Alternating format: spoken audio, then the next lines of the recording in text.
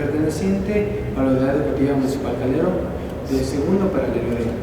En ese día, desde aquí, desde el Museo Nacional del Ecuador, hemos venido para conocer acerca de una gran persona y también, no solo persona, una gran artista, de quien estamos hablando, de Estelina Quinatoa, quien muy amablemente nos ha dado tiempo y un poco de apertura para conocer algo acerca de su vida y un poco más de este arte, de este trabajo que viene haciendo desde hace muchos años.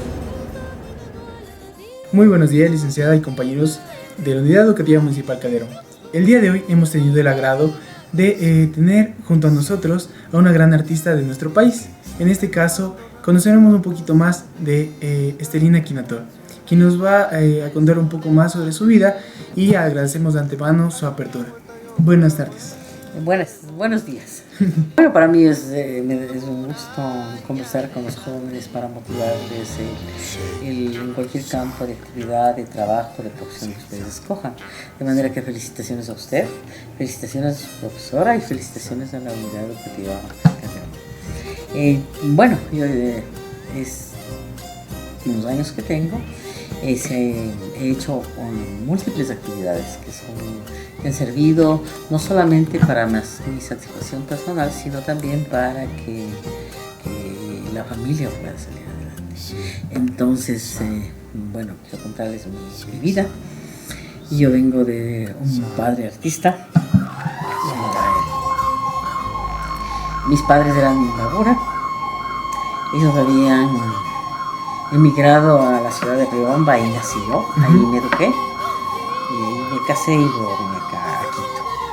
Mis ancestros, mi familia anterior a mis padres, mi tatarabuelo había sido un trabajador, un obrajero en textiles en la hacienda de los obrajes en Imbabura. Mi bisabuelo también obrajero, mi abuelo también obrajero y mi padre un artista en textiles y en colores. Mi padre nació a comienzos del siglo XX, 1906, y él empezó a hacer una actividad muy importante, que de sus padres aprendió la textilería, el hacer textiles en telares, y él tuvo la oportunidad en un proyecto educativo de la Curia de Otavalo, entrar en un proyecto de educación en 1915. Es un primer proyecto de Ecuador que no se conoce, porque se dice que para la población originaria campesina empieza desde los años 40, 45, cuando la líder Dolores Cacuán peleaba para la educación para los niños de las comunidades. Pero estamos hablando de 30 años antes, en este proyecto que se desarrolló en la comunidad de mi padre, que se llama Agato. Y entonces mi padre fue uno de los 12 niños que ingresaron en este proyecto de la escuela. Fue un proyecto de terminar la primaria en 2 años. Mi padre terminó la primaria en 2 años y había sido el mejor alumno. Eso también le dio la oportunidad de hablar un perfecto español, porque en las comunidades se hablaba quichua. Y ya de más grande va en los textiles, va aprendiendo y hace muchas creaciones, tanto en la técnica del tejido como en los colores. De manera que para los años 40, 50 ya es reconocido entre las comunidades de Imbabura, fue reconocido también por el en ese entonces candidato al presidente de la República, Galo Plaza, y luego hizo muchas producciones, porque así son las cosas de la vida, tuvo que emigrar, y ahí desde que yo tengo razón, desde que yo era pequeña, le he visto y le acompañaba en las exposiciones de textiles que mi padre hacía. Perfecto. Entonces era la primera vez que un indígena ponía a su trabajo textil no como artesanía, sino como una obra de arte. Y antes de que me olvide, en los años 80 entré a trabajar en el Museo del Banco Central, y ahí el director del museo, los técnicos del museo decidieron que las obras de mi padre eran las mejores, y hubo un proyecto, se hizo la curaduría, se hizo la exposición y recorrió Quito, Cuenca, Riobamba, a Latacunga esta exposición, y ya mi padre era ya de más de 80 años. Entonces, a mi modo de ver, en el mundo andino, en el mundo de las comunidades, pues mi padre fue el primer artista en hacer conocer los textiles con la calificación de arte. Perfecto. En este caso, ahora vamos a preguntarle a nuestra querida Estelina sobre qué campo se especializa para conocer y entrar un poco más a detalle en las preguntas que tenemos preparadas. Por favor. Bueno, yo cuando era joven terminé la primaria y luego entré a estudiar, después de algunos años entré a estudiar la secundaria. Porque no teníamos dinero y pues seguíamos trabajando en textiles. Mi padre tenía un tallercito y ya cuando era mayor que usted, a los 18 años, yo ingresé a estudiar en el colegio Maldonado de Riobamba. Cuando estaba terminando el colegio hubo un proyecto, se implanta la Escuela Superior Politécnica de Chimborazo, la SPOCH, en Riobamba, y luego de que se abrió metalmecánica y alguna otra carrera, se abre el Instituto de Idiomas. Entonces fui becada ahí porque era buena alumna y entonces ahí terminé mi primera carrera, que es el idioma francés. Qué interesante. Con ese título yo vine acá y participé en el Banco Central y ingresé a trabajar. Porque yo hablaba español, hablaba quichua, la lengua de mis padres, y había estudiado francés. Así ingresé en los años 80 y sin ninguna palanca, sin pertenecer a ningún partido político, sino por mi conocimiento y por el esfuerzo mío. Claro, muy bien. Sí, perdón, y lo digo mío, que no, sí, mis padres solamente me dieron permiso, no es que ellos dieron el dinero para estudiar, no. Claro. Mis padres me obligaban a trabajar y a ser independiente. Qué interesante. Comenzaremos ahora con la segunda pregunta, la cual es: ¿tuvo alguna inspiración o motivación para entrar en este lindo campo del arte? En este caso, la curación. Por favor. Sí, bueno, yo entré a trabajar en el Museo del Banco Central y no había guías en quichua, entonces yo fui guía en quichua. Pero cuando ingresé en los años 80, no había una plaza, un lugar de trabajo en el museo, que estaba donde está el edificio del Banco Central, en la 10 de agosto y Briceño. Y entonces yo trabajé 6 meses en el Museo Camilo Vegas, que es un museo de arte. Camilo Vegas fue un pintor ecuatoriano igualmente del siglo pasado, comienzo del siglo pasado, y fue un artista muy importante. Y yo tenía un conocimiento general quizá en ese entonces, de lo que se podía conocer cuando uno estudiaba el colegio, o de lo que se podía conocer ya con la universidad, pero no conocía de arte. Y sabía de las culturas, sabía de los grupos humanos, pero no sabía de arte. Cuando yo ingresé otra vez como guía, recepcionista, y tuve que aprender muchísimo sobre arte. Primera vez había que estudiar el arte ecuatoriano y el arte universal. Y en un mes yo estaba lista, seguía trabajando y ya estaba preparada para poder enseñar a los niños y a los visitantes sobre lo que es el arte. Entonces mi primer enfrentamiento con el mundo artístico, con el mundo de los artistas, de los personajes importantes, se da al comienzo de mi trabajo en la institución pública. Y me fue bien porque aprendí todos los estilos que se daban a nivel universal. Y yo tengo un concepto muy personal de ser artista. Todos los seres humanos tenemos muchas capacidades, lo que no tenemos son las oportunidades. Y cuando los seres humanos tienen la oportunidad, pueden desarrollar y pueden potenciar mucho lo que es arte. Entonces aquí va también otro mensaje mío. Este es mi punto de vista personal y profesional, y también como una forma de vida.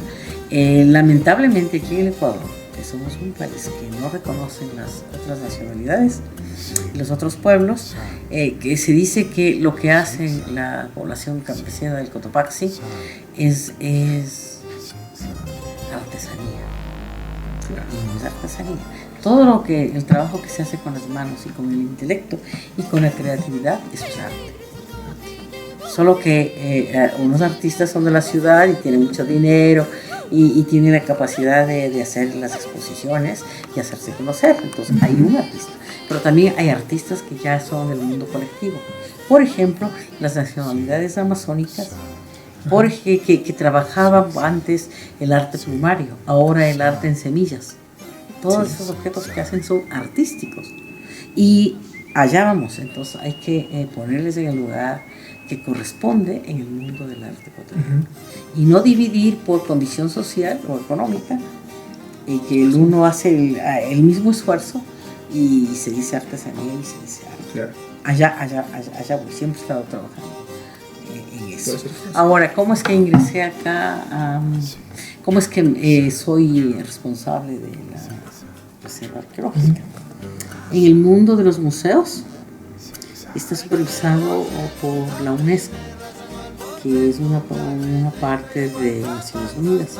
La UNESCO desde el siglo pasado, desde el siglo XIX, ha dado pautas para decir cuáles son las actividades en los museos y qué hace cada persona en los museos. Entonces, el responsable de todo el acervo, de todas las colecciones, en este caso prehispánicas, se les llama el curador. Pero estamos en condiciones de analizar, de investigar, de hacer prelación, de darle una limpiecita, ponerle bien a estos objetos. Esa es parte de. Ahora, yo trabajé después del Camilo Egas, del Museo Camilo Egas, me trajeron al Museo de la 10 de agosto. Y en el museo se estaba conformando el departamento educativo. Y también estaba financiado por la UNESCO y por el proyecto PNUD, que era un proyecto de cultura y de educación a nivel de los países en desarrollo, y entonces yo ingresé a formar parte del departamento educativo. Una experiencia muy linda, 11 años que trabajé ahí. Atendía muchísimas personas, pero aprendí muchísimo sobre arte porque vino un artista norteamericano que se llamaba Alexander Calder en textiles, y obviamente yo tenía experiencia por mi familia. Entonces, habían otros artistas, otros pintores en los que había que aprenderse la vida de ellos, aprenderse la obra y difundir. Entonces, fue muy importante. En este conocimiento hay muchas cosas que aprender porque así lo exige. Entonces, yo aprendí el braille, aprendí el lenguaje de señas, aprendí muchas cosas que bueno, ahora ya me he olvidado, pero recuerdo que había que aprender. Cuando se trabaja en los museos, el primer objetivo es investigar, no importa dónde sea. Puede ser el personal asistente, si no se estudia, no estamos listos para hacer el trabajo de los museos. Entonces, igualmente, yo tengo también inclinación por la investigación. Entonces, investigo muchísimo en la vida, muchísimos temas que afortunadamente los manejo, y han pasado ya muchas décadas. Yo no soy literata, o sea, yo no aprendí a escribir, pero la fuerza de la vida y el conocimiento es que me han obligado a escribir. Y entonces he escrito muchos libros, he escrito muchas revistas, muchos artículos y demás. Ahora, ¿cómo es que ingresé a trabajar en la reserva? En la reserva están los objetos.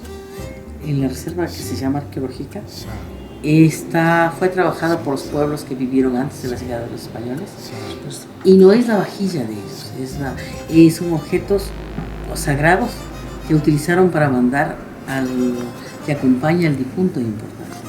Entonces son ofrendas funerarias. Por eso son ofrendas artísticas. O sea, todos los objetos son artísticos. Trabajado en cerámica, en piedra, en concha, en metales, en el platino, o sea, es decir, es todo un mundo de materiales y un mundo de representaciones que no están consideradas como artísticas, sino mucho más arriba, sino lo sagrado. Pero como es lo sagrado, lo más importante tiene que ser perfecto. Y ahí reúne lo que el arte exige, que sea perfecto. Pero entonces vamos a entender que también los seres humanos tenían el gusto de hacer cosas bonitas, de creer todo lo que ellos simbolizaban, y creer que la vida no se acaba con la muerte, sino que continúa hacia más allá, va hacia la eternidad. Y gracias a eso nosotros tenemos todo el patrimonio prehispánico que tenemos. ¿Cómo ingresé allá? A ver, cuando yo trabajaba en el departamento educativo teníamos esta actividad, los talleres. Porque para los niños, yo puedo estar hablando bonito en la clase y quizá pueda convencer, pero otra cosa es si es que tienen la actividad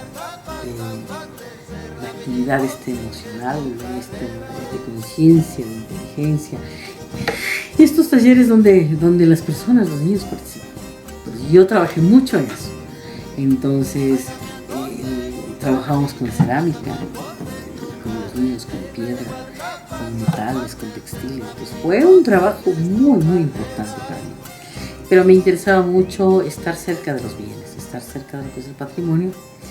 Y el curador de ese entonces, que era mi jefe, que luego fue mi jefe, era mi amigo y me invitaba a ver los bienes. Entonces, y también fue así una necesidad muy bonita. Y dije, bueno, pues con lo que he estudiado, yo no tuve hijos muy rápido y entonces entré a estudiar Derecho. Estaba estudiando Derecho, pero era para otras necesidades. Estudié en la Universidad Central, no me gradué, pero estudié 5 años para el doctorado. No me gradué porque ya llegaron los hijos. Con el segundo hijo ya no me pude ir. Entonces ahí quedó. Ahí quedó esta carrera que pude también haber terminado. Pero para entrar a trabajar en la reserva había que tener bases ya teóricas. Entonces entré a estudiar antropología. Y que no es la arqueología es otra cosa. La antropología está encima de la arqueología. Los arqueólogos son los que excavan y encuentran lo que... Las piezas.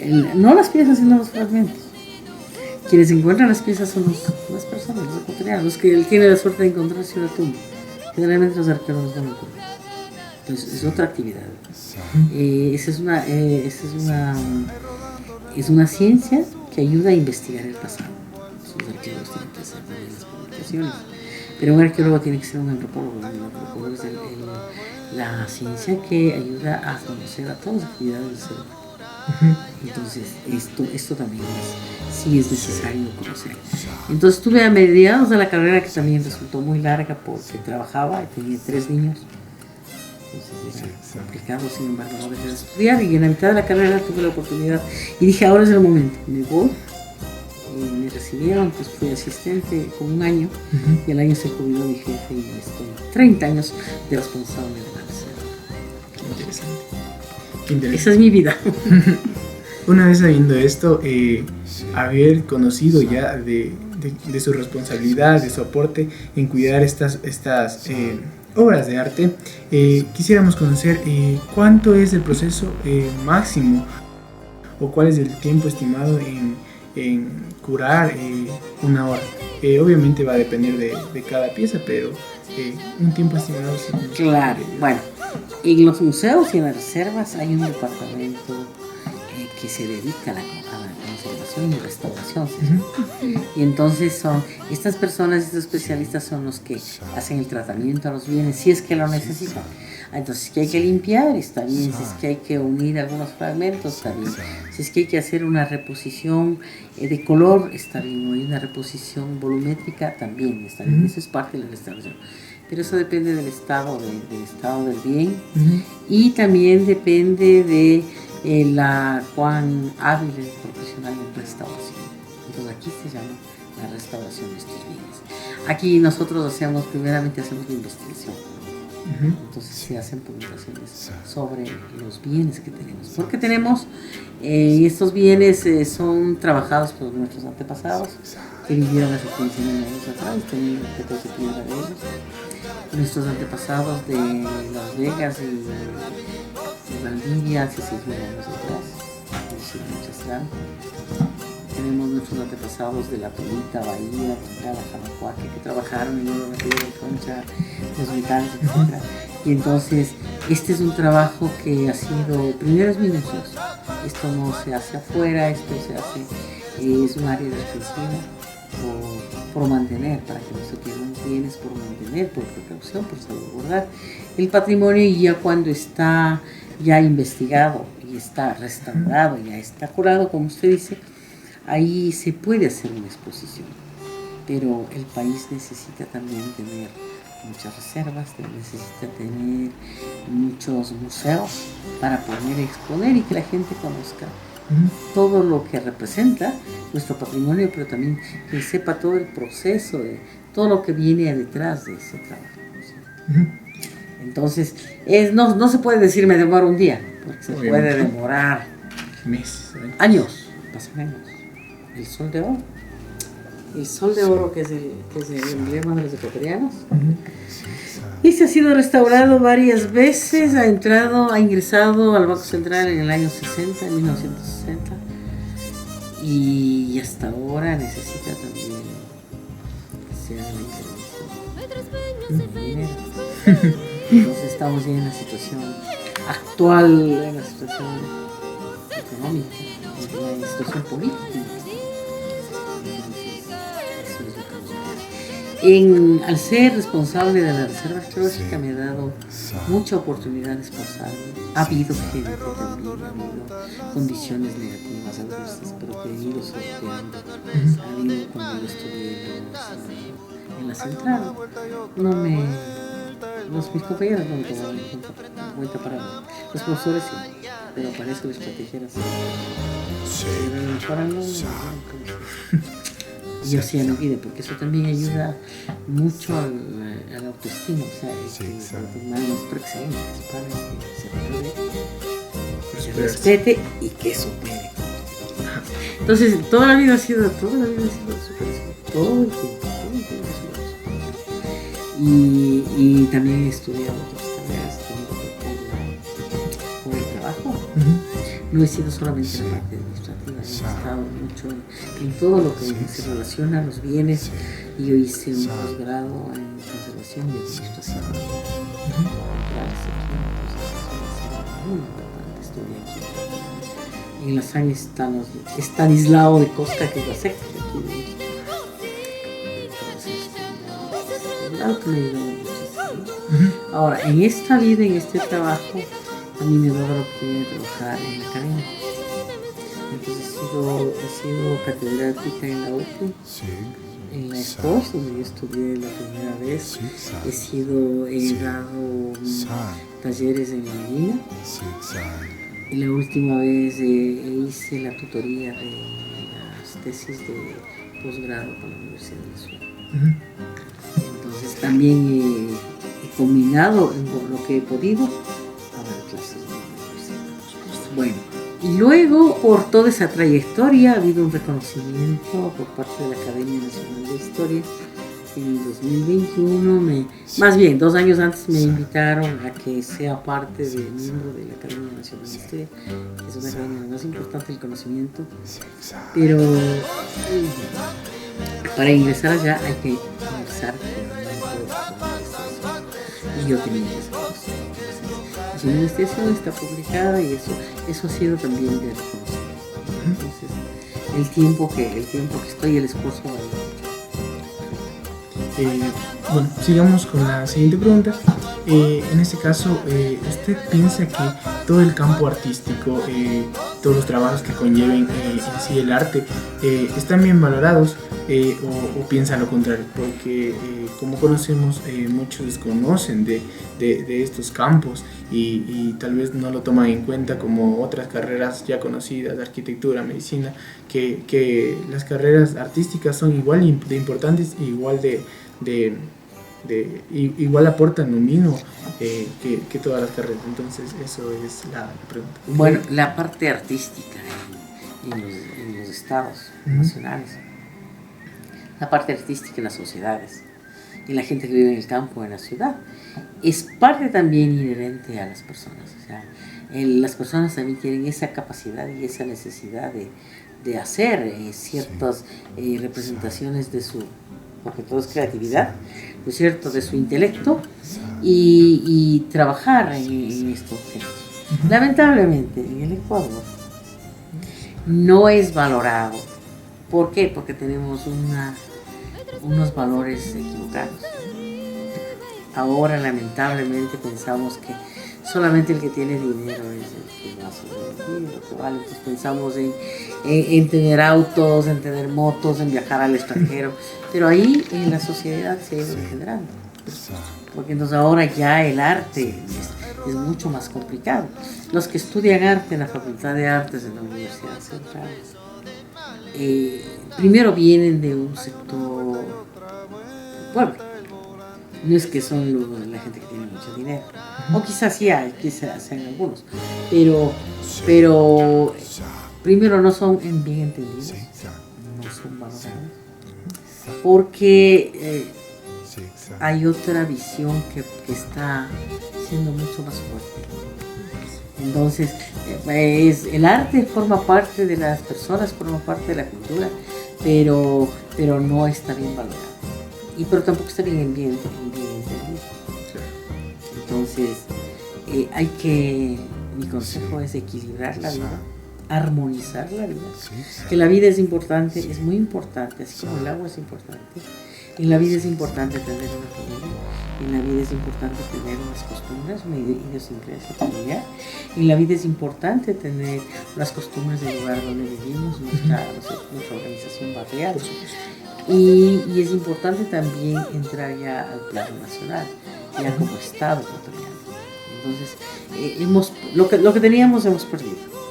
Y ahora hay que empezar de nuevo y eso cuesta mucho más esfuerzo. No es dinero, es voluntad, es la apropiación, es respeto, es valorar lo que hace, ¿no? Entonces, yo vuelvo a repetir en que el arte está hecho con el intelecto, con la creatividad y con las manos de los artistas. Pero esa no es una actividad económica. ¿Por qué? Porque el arte está bien para gustar, ¿cierto? Es estética, es disfrute, es también difusión, porque hay que difundir. Pero esas cosas se han ido perdiendo. Una vez conociendo sobre esto, quisiera preguntarle un poco más personal, si es que gusta o admira usted algún artista, no sé, pintor, músico, y en este caso, ¿cuál sería el campo del arte por el que usted también se apasiona, aparte de todos sus conocimientos? Bueno, yo me apasiono con muchas actividades artísticas o no. Bueno, ahí también tengo que dar otra vez mi padre y mi madre, pero son los que me han dado toda esta fuerza de identidad cultural. En mi casa, mi familia, todos somos músicos. Yo de joven tocaba guitarra y cantaba, de manera que no está alejada de la música. Y nosotros seguimos haciendo arte cuando bordamos. Por supuesto. Esto también es artístico. Yo restauro, yo hago todo, ahí le pongo bien y sigo haciendo porque necesito esta parte artística. Yo necesito seguir oyendo música y yo oigo música desde la música clásica hasta la música de los pueblos originarios. Pasando por los hermanitos pasacalles y todo lo demás. Entonces, yo valoro todas las actividades que no son solo artísticas, sino las actividades del ser humano, porque eso forma parte para mi disfrute, para mi tranquilidad emocional, hasta para producir, porque cuando estoy trabajando también se puede oír música. Entonces es otra forma de ver la vida. Entonces, que yo valoro mucho a la música, valoro mucho al cine, porque la vida me ha dado la oportunidad de estar cerca de las personas que hacen eso. Esa es una suerte que no tiene. Nosotros creemos en los dioses que creamos. No es la única, esa es la suya le sirve a usted y la mía me sirve a mí. Y entonces, en mi forma de ser, a mí mis dioses superiores, que en vez de decir la Virgen María o Diosito, yo digo mi Pachamama, me ha dado lo que necesitaba, lo que tenía que aprender, porque acabamos a aprender. Entonces me ha dado muchos sufrimientos y mucha alegría. Y entre eso he tenido mucha suerte de tener cerca a mi lado mucha gente, así muy sensible, muy artistas, músicos, pintores, escritores, cineastas, fotógrafos, es decir, estoy muy contenta de tener todo eso a la mano, ¿cierto? Eso es muy importante porque si no nos perdemos en la vida y creemos que la vida es una cosita. No. Se necesita mucho. Perfecto. Y como última parte, queremos de antemano otra vez recalcar el agradecimiento hacia usted. Quisiera, si se puede, que nos dé un mensaje a todos los jóvenes que tal vez quieren seguir todas estas carreras de arte y que tal vez se ven desmotivados por opiniones secundarias de padres, de compañeros que piensan que no es importante. Entonces quisiera que nos dé un gran mensaje sobre esto, que es muy importante todavía seguir con estas carreras. Bueno, en este tiempo caótico en que les tocó vivir a ustedes y a nosotros también, pero ustedes son jovencitos, no saben todo lo que el proceso histórico, cultural que han pasado los países. Entonces un mensaje muy sentido, muy afectuoso a los estudiantes, porque ustedes son el futuro del país, ustedes son el presente y el futuro del país, es que sean hijos de familia, pero tampoco todas las familias son una maravilla, no tenemos papá, no tenemos mamá, pero lo que tenemos, a eso nos tenemos que aferrar. ¿Por qué? Porque la familia es la que le va a dar el soporte emocional, afectivo, para que los seres humanos continúen.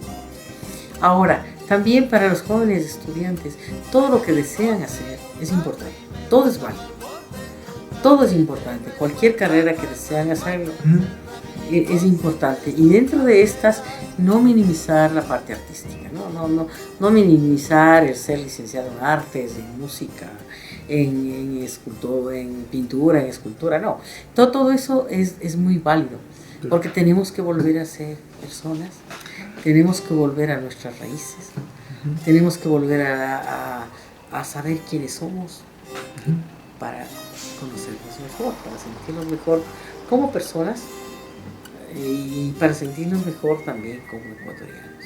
¿Por qué? Porque los ecuatorianos estamos muy divididos, no nos conocemos y hay un problema de discriminación, ¿no es cierto? De la cuestión racial, de esta situación que también que son límites creados, porque todos los seres humanos de cualquier color tenemos la misma capacidad, o si no, cuando nos morimos todos somos iguales, ¿no es cierto? Entonces el falso valor de los bienes económicos, el falso valor del dinero, el sobrevalor del dinero, porque todos necesitamos también el dinero, ¿no es cierto? Eso es lo que ha desviado a los jóvenes. Entonces el mensaje ahora también cariñoso a usted y a sus compañeros es que eviten todo lo negativo, sigan aprendiendo, porque tienen que aprender mucho en la vida, venimos a aprender, y no desmayen ni se dejen sorprender por otros elementos como son el problema de los estupefacientes, el problema de todas estas actividades riesgosas que ahora están sucediendo. O sea, hay que ocuparse y apoyarse en la familia. Si no tenemos familia, apoyemos. Esa es nuestra obligación, de ustedes y de nosotros también. Así es. Felicitaciones al estudiante que ha venido a conversar conmigo. Bueno, muy gustoso de haber estado aquí, de tener este gran honor, de estar junto a una de las más grandes artistas y mucho más ahora de que le he podido conocer un poquito más. Me quedo con esta última parte de motivación y de mensaje que nos da aquí Estelina Quinotoa, quien nos hace notar que el arte es una parte muy fundamental, que hay que llevarla como un estilo de vida que es muy fundamental y necesaria, como en este caso la metáfora del agua, que es igual de importante, y que sigamos con nuestras intenciones y motivaciones hacia todo lo que nosotros queramos. Si nos proponemos, lo vamos a lograr. Entonces otra vez recalco mi agradecimiento hacia usted, Estelina, y un gusto y un honor haber estado aquí. Muchísimas gracias. Para mí también. Esperamos que cuando ellos sean profesionales, sean grandes, ahí nos vamos a volver a encontrar. Nos volveremos a encontrar. Muchas gracias.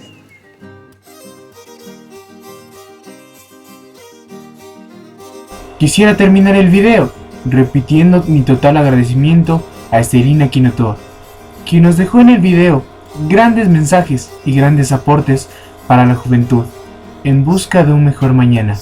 Terminaremos el video con esta frase: el arte es sin duda uno de los elementos más puros y elevados de la felicidad humana. Gracias por su atención.